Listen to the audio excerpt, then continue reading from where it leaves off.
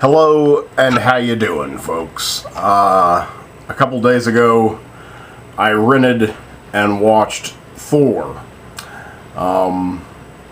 This is my third viewing and third review of Thor. I haven't changed much in any of my opinions from the first two reviews, or from the first review for that matter. I saw it twice in the theater, and now I finally got to see it on home Blu-ray. And it played very nicely on the small screen. I intended to rent both this and Captain America, the First Avenger, before the Avengers came out in the theater, just to, prep myself. One, I, knew that Loki was going to be the bad guy for the Avengers, but I also thought that the Red Skull would be the bad guy as well for the Avengers. I thought it was going to be, a Loki and Red Skull team-up. Just because I've only seen Captain America, the First Avenger once, but I just did not buy at all the death of Red Skull. I just thought he was... Honestly, I just thought he was transported to Asgard, and then, they were going to try and take over the world at a later date. But I was wrong. So, I didn't get to see them before the Avengers. I saw the Avengers 3 times, and now I'm finally getting to catch up and watch Thor again. I love it. I think it's, out of the pre-Avengers films, the lead-up to the Avengers, I think it's my favorite. I think it's the best. I even prefer it over the original Iron Man. It's got a sense of humor that, matches Iron Man. But what it has most importantly is what I absolutely love, and it's wall-to-wall acting. You get to see a lot of acting in this movie, and that's what I'm all about.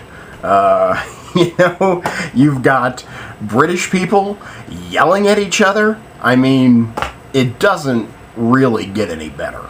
And especially when one of those British people is Anthony Hopkins, and I know he's Welsh, but, whatever, European.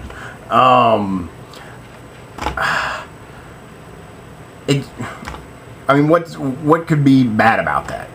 What could be bad about that? I love the acting, in this film. I also think that it just really captures that comic book feel. I can remember while sitting there watching it the first time thinking, like, wow, this is like actually watching a comic book. Several of the other properties, I wanted to say that I was going to say that this is the best Marvel Studio film, but I can't say that. I just switched it to pre-Avenger or Avenger affiliation film, just because I think Spider-Man 2, the original Spider-Man 2 is, probably the best film that Marvel Studios has produced. But I would put this right under it, or not maybe right under it, but under it. Because I think Spider-Man 2 is, a classic. And Thor is just really good. I'm giving Thor an 8. I've given Thor an 8 every time I've reviewed it. So I'm sticking by that 8. Thor is about Thor. He's a demigod, a god. What he is an alien from another planet, and he has all of these extraordinary abilities, just natural innate abilities, and he is through an act of war and betrayal to his father, he is cast out of Asgard, his heavenly realm, and he is stripped of his power, and he is sent to the powerless plateau of Earth, where he is to fend for himself. While on Earth, he, learns who he is, falls in love, and becomes the man we will know to be as Thor, the soon-to-be great king. Along the lines, he has some family drama, along with his adopted brother Loki, who is played by Tom. What is it? I guess I can look at it instead of try and remember. Wow, his name isn't on the synopsis. Tom Hiddleston. I can never remember if it's Hiddleston or Riddleston. It's Hiddleston. He's good here. He's better than he is in the Avengers. I mean, really, he gets to yell at Anthony Hopkins, and he didn't get to yell at Anthony Hopkins in the Avengers. But he's still, he got to yell at the Hulk. So he's still good here. He's still excellent. Again, all of the acting is fantastic. Let's see. Who else? Might as well tell you who else is in it. Chris Hemsworth, Natalie Portman, Tom Hiddleston, Stellan Skarsgård, Colm Fiore. Who's Colm Fiore? Anyway, Ray Stevenson, Idris Elba, Kat Dennings, with Rene Russo, and Anthony Hopkins. They're leaving out Greg Clark, who was in all of the pre-Avengers and in the Avengers films from The New Adventures of Old Christine.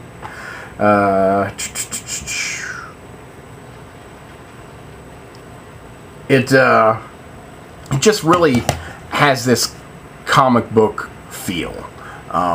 It's directed by Kenneth Branagh, which is odd if you don't think about the, European British people screaming at each other. If you do think about that, well, it's quite obvious.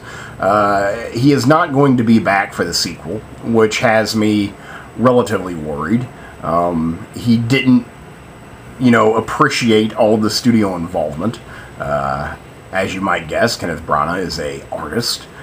So I'm sure that there was a lot of involvement and a lot of compromise on his part, which is not always easy for an artist.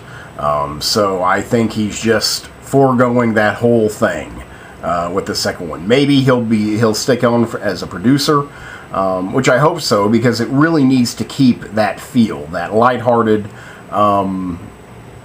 fish out of water. Well, I mean, I don't really know what kind of story. Now that you've got the origin story for Thor told, I don't know where they're going to go from there. The sequel's called something like The Dark Realm, or something dark. Thor: The Dark Realm. So I don't follow the Thor mythos, so I'm not sure what that means. I don't know where the sequel is going to go from here. The production value is outstanding. The special effects are magnificent. The costumes were all great. That's what I was most worried about with Thor coming out as a film, is all of the costumes are outlandish, and I was like, how are they going to make that seem real? And that's kind of the point I want to make, is they don't really worry about it. They just hold true to the source material, and they just actually bring it. It's almost ridiculous to see Loki's horns, but yet it seems absolutely right. I think that's what I like best about it, and that really how it captures that comic book feel is all the other films try to bring it in to this real world, and try and make it as believable as possible in the world of actuality in which we exist. Thor has that, but it says, here is a different character for the Marvel Universe. This is an alien. This is someone not from our, planet. So they don't necessarily have to follow the rules. And they get to, be outlandish. They get to show spectacular things without having to worry about, somebody in the audience saying, oh, well, this can't possibly happen. If you take it out of our solar system, then, it opens you up. And I think that there's a lot of freedom in that. There's a lot of freedom in the film. It has a lot of fun. I think it's more fun than even the first Iron Man. I mean, its closest competitor is the first Iron Man in terms of quality. But of course, I thought Avengers was better than all of them. I don't really know what else to say. Everything that you look at, all the production value is just outstanding, and masterfully controlled and overseen by Kenneth Branagh, who, if he can bring an uncut version of Hamlet, to the big screen, and if you remember what that Hamlet looked like, anyone who can do that can make Thor. And he definitely delivers. If there's some reasons why I'm not giving it a higher rating, I mean, I don't know. It's just, slight, easy breezy storytelling. There's no really heavy thinking. It's just like a confection. It's a sweet, delicious confection that's just gorgeous to look at, and you just munch it up, but yet you're still like, oh, well, I could use another one of those, or that was delicious, but I'm not quite satisfied. It's just like something about it. It's just not a 10 for me. I kind of do wish I had bought it. I find that maybe I could watch this several times. I definitely plan on buying the Avengers. I own no other. I own the first Hulk. I don't know if you can count that as a Avengers prequel, but I own the very first Hulk, the Ang Lee film. But I didn't get the Iron Man films or anything. I kind of wish that, someday I'll buy Thor. I don't know. I really enjoyed it. All the acting's great, very well directed. Production value is outstanding. The effects, outstanding. The film's outstanding. So I certainly didn't mind watching it for the third time. So there you go. That's Thor, and I'm giving it a solid 8. Thank you very much.